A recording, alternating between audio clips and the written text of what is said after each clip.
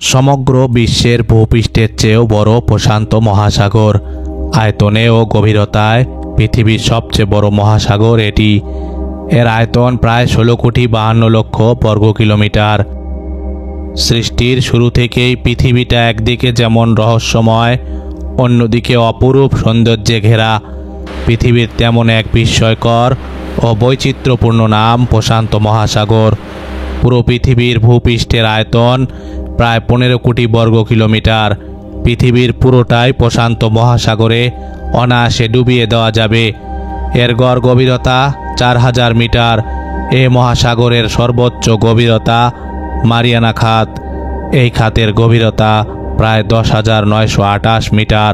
পৃথিবীর সবচেয়ে উঁচু পর্বত শৃঙ্গ মাউন্ট এভারেস্টকে এর গভীরতায় ফেলে দেওয়া হলে এটি ডুবেও এর উপর আরও 3 কিলোমিটার পানি থাকবে। পৃথিবীর মোট পানির মজুদের প্রায় 46 ভাগ পানি এ মহাসাগর ধারণ করে। পৃথিবীর 5টি মহাদেশ এর তীরে অবস্থিত। এর পূর্ব দিকে 2 আমেরিকা মহাদেশ, পশ্চিমে এশিয়া ও অস্ট্রেলিয়া মহাদেশ, আর এর দক্ষিণে রয়েছে অ্যান্টার্কটিকা মহাদেশ। ছোট বড় প্রায় 32টি উপসাগর রয়েছে প্রশান্তের বুকে।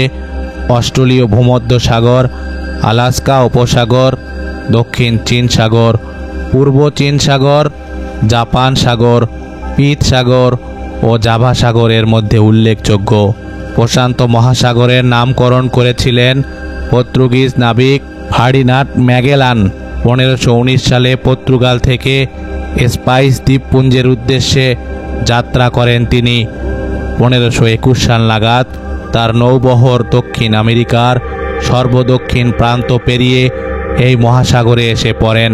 তবে যাত্রাপথে তার নৌবহর নানা প্রতিকূলতা ও বিপজ্জনক আবহাওয়া পেরিয়ে যখন এক শান্ত জলরাশিতে এসে পড়ে, তখন নাবিক ফার্ডিনান্ড ম্যাগেলান এই সাগরের পানির স্থিরতা ও অতি শান্ততা দেখে এর নাম দেন মার প্যাসিফিকো। পর্তুগিজ ও স্প্যানিশ দুই ভাষাতে যার অর্থ দাঁড়ায় প্রশান্ত মহাসাগর। প্রশান্ত শব্দের অর্থ শান্তি হলেও এ মহাসাগরে সারা বছর অশান্তি লেগেই থাকে। পৃথিবীতে যত ভূমিকম্প হয় তার 90 ভাগই প্রশান্ত মহাসাগরীয় অঞ্চলে হয়। ভূমিকম্প, অগ্ন্যুৎপাত, ঘূর্ণিঝড়ের মতো বড় বড় প্রাকৃতিক দুর্যোগের সৃষ্টিতে সবার উপরে থাকে এ মহাসাগর। এ মহাসাগরের তলদেশে ও তীরবর্তী এলাকায় 450টিরও অধিক সক্রিয় আগ্নেয়গিরির অবস্থান, যা পৃথিবীর প্রায় 75 ভাগ। পৃথিবীর সবচেয়ে বেশি সংখ্যক সামুদ্রিক জীব এ মহাসাগরে বসবাস করে। তিমি, ডলফিন ও হাঙ্গর সহ নানান ধরনের সামুদ্রিক প্রাণীর বসবাস রয়েছে প্রশান্তের বুকে। পৃথিবীর মাছের চাহিদার প্রায় 70 ভাগই এই মহাসাগর যোগান দিয়ে থাকে। সালমন, সার্ডিন, কুট, মার্লিন, টোনা ও হেরিন এ মহাসাগরের উল্লেখযোগ্য মাছ। এই মহাসাগরের তীরের মানুষেরা এই ধরনের মাছ খেয়ে জীবন ধারণ করেন। তাছাড়া মাছ রপ্তানি করেও বিপুল পরিমাণ অর্থ উপার্জন করেন। এ মহাসাগরে প্রায় 25,000 দ্বীপ রয়েছে, যা বাকি 4 মহাসাগরের সম্মিলিত দ্বীপ সংখ্যার চেয়েও অনেক বেশি। দ্বীপগুলো মাইক্রোনেশিয়া, মেলানেশিয়া, পলিনেশিয়া এই 3টি অঞ্চলে বিভক্ত। মাইক্রোনেশিয়া অঞ্চলের দ্বীপপুঞ্জগুলো তুলনামূলক ক্ষুদ্র আকৃতির। এই দ্বীপগুলোর মধ্যে মার্শাল দ্বীপপুঞ্জ, ক্যারোলিন দ্বীপপুঞ্জ ও কিরিবাতি উল্লেখযোগ্য। মেলানেশিয়া অঞ্চলের দ্বীপপুঞ্জগুলো মাঝারি আকৃতির। নিউ গায়ানা এর সর্ববৃহৎ দ্বীপপুঞ্জ। এছাড়া ফিজি, ভানুয়াতু, সলোমন দ্বীপপুঞ্জ এবং সান্তা ক্রুজ উল্লেখযোগ্য। পলিনেশিয়া অঞ্চলের দ্বীপপুঞ্জগুলো বৃহৎ আকৃতির। 130টি দ্বীপ নিয়ে এই অঞ্চল গঠিত, যা উত্তরে হাওয়াই দ্বীপ থেকে দক্ষিণে নিউজিল্যান্ড পর্যন্ত বিস্তৃত। এই অঞ্চলের দ্বীপগুলোর মধ্যে সামোয়া, ট্রাভেলু, টঙ্গা, পূর্ব দ্বীপপুঞ্জ এবং কুক দ্বীপপুঞ্জ উল্লেখযোগ্য। এ মহাসাগরের মাধ্যমেই পৃথিবীর নানান দেশের মধ্যে আমদানি, রপ্তানি এবং অন্যান্য বাণিজ্যিক সম্পর্ক স্থাপিত হয়ে আসছে। বিশ্বের বাণিজ্যের প্রায় 95% সমুদ্র পথেই সম্পাদিত হয়। তাই বাণিজ্যিক দিক থেকে এই মহাসাগরের গুরুত্ব অপরিসীম।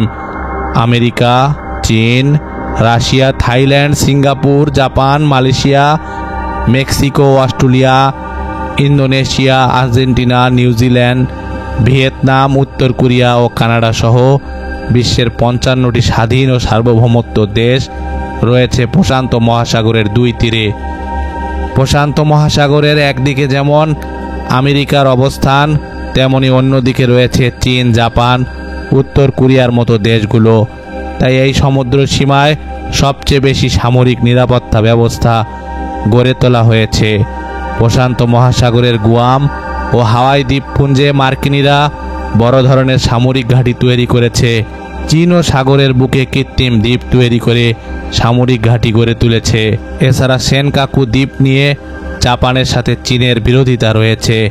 আরেকদিকে পরমাণু শক্তিধর উত্তর কোরিয়া মার্কিন গুয়াম দ্বীপে মার্কিন নৌঘাঁটিতে হামলার হুমকি দিয়ে প্রশান্ত মহাসাগরীয় অঞ্চলের নিরাপত্তায় বড় ধরনের উত্তেজনা তৈরি করেছে। পৃথিবী যতই আধুনিক হচ্ছে তত দূষিত হচ্ছে এ মহাসাগর, হারাচ্ছে তার জীববৈচিত্র্য। পৃথিবীর সব কলকারখানায় বর্জ্য ও যন্ত্রাংশ, প্লাস্টিক, মাছ ধরার জাল নদীগুলোর মাধ্যমে এ মহাসাগরে পতিত হয়।